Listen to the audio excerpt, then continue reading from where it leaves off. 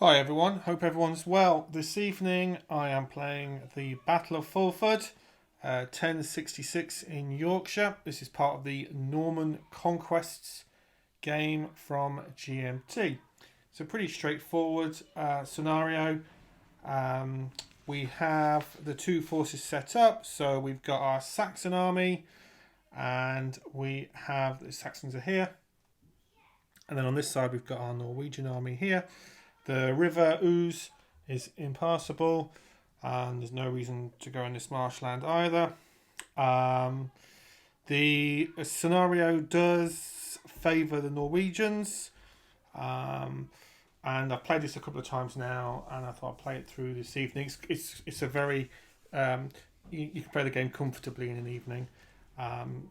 As you can see, the points of interest, the Norwegians are facing the north, so north is on this side of the camera, and the Saxons are facing the southeast. The Norwegians get to activate first, I believe. So with no further ado, we'll do what I normally do. Is with this game it's not turn based, so every few activations I'll stop playing, give an account, and talk about how the game is going, how the scenario is going, and maybe talk about some of the mechanics as well. So in the first couple of battle activations, the Norwegians have pushed hard into the Saxon lines here, and have been sort of mixed success. They've disordered a couple of units here, as we can see, but have had a suffer of a disorder there. They have been able to break the line though, just here, and push this unit of pike back. Now this battle here, they also rushed in to try and break the line. Now, for this Saxon formation, or Saxon battle as it were, I gave them all a shield wall to start with. And that was quite interesting because the shield wall has been able to repel the Norwegians here and push them back. But, notably, King Harold has pushed through the line, not only pushed through the line, but has slain Edwin, who was the Earl of Mercia. So there's the Saxons there have taken some flight point losses already into the game, and have lost their leader. And you replace, when that happens in the mechanics, you just flip the leader counter over, and then you have a replacement. It's basically not as good, we would say. So Saxons already, although in their shield wall, have been able to repel most of the attacks. Unfortunately for them, the Norwegians have broken through and slain their leader. So it's quite dramatic. You can imagine that playing out in your mind's eye. Which is, and I do like the way those mechanics work. The shield wall is just really simple. It's just a modifier to the dice roll. There are some restrictions on the shield wall, so not every type of unit can go in a shield wall, for example. And most noticeably, when those units are in a shield wall, they can't perform shock combat back. So you have to get them out of their shield wall to do that. Now, the next activation will be quite important. So technically, the Norwegians should have it, and the Saxons don't have a seizure opportunity chit that they can use, unfortunately. They tried to grab the seizure before, but were negated in doing so. So if the Norwegians can activate again and activate this unit again, they may be able to push, or this grouping here, and they may be able to push their way through the lines here. Conversely, if the Saxons can activate, then they may be able to start repelling them back. So yeah, it's a nice sort of a very evocative and very narrative-led sort of part. The mechanics lend themselves so well to that, I think. So yeah, we'll crack on and see who can activate and what happens.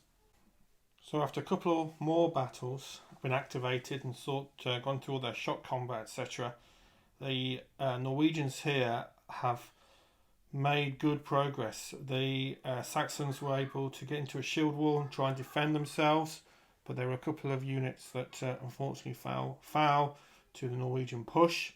The Saxons have lost 2 units, so the flight points are going up. And this side, the Saxons tried a counter-attack, which was moderately successful in holding the Norwegians back. So it's sort of even Stevens on this part of the battle here.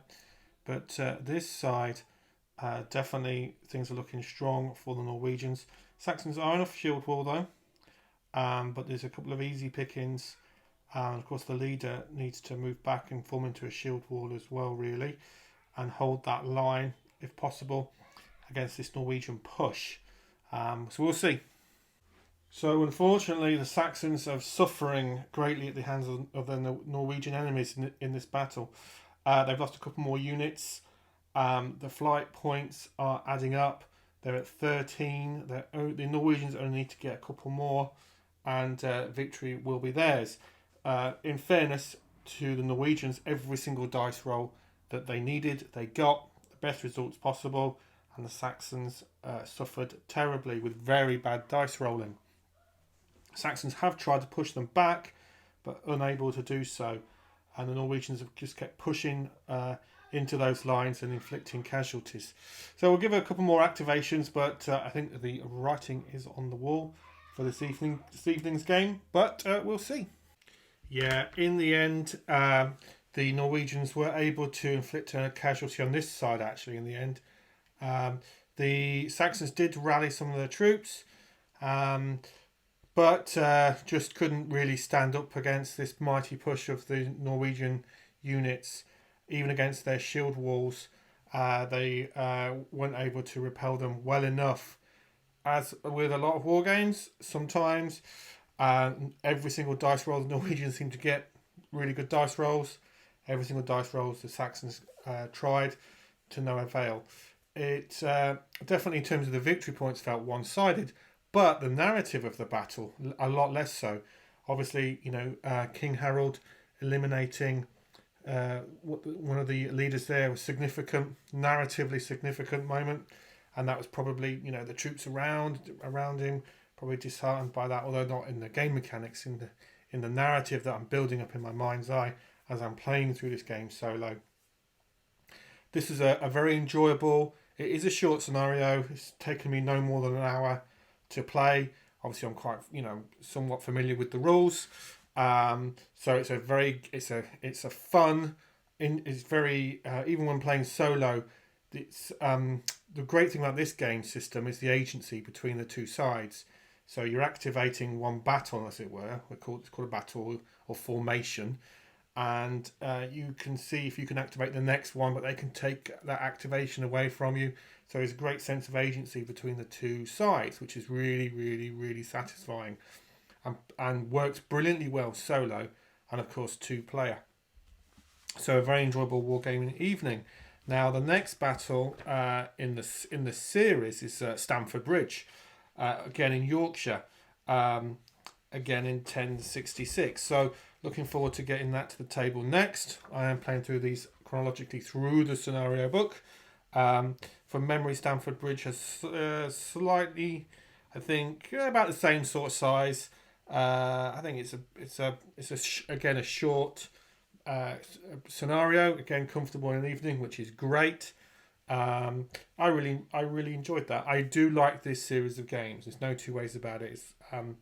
It is one of my favourite periods of history, and soon becoming. I'm learning more about it as I play through these different scenarios. So, if you've played this, please give me a comment in the comment section. I'd love to hear your thoughts. But if you're interested in this game, no hesitation from me whatsoever to give this a recommendation. Really enjoyed that scenario. You get a lot for your money in this game. You get a lot of scenarios. It's not an expensive war game, so the value for money is brilliant. And thanks for watching. As always, take care. Thank you.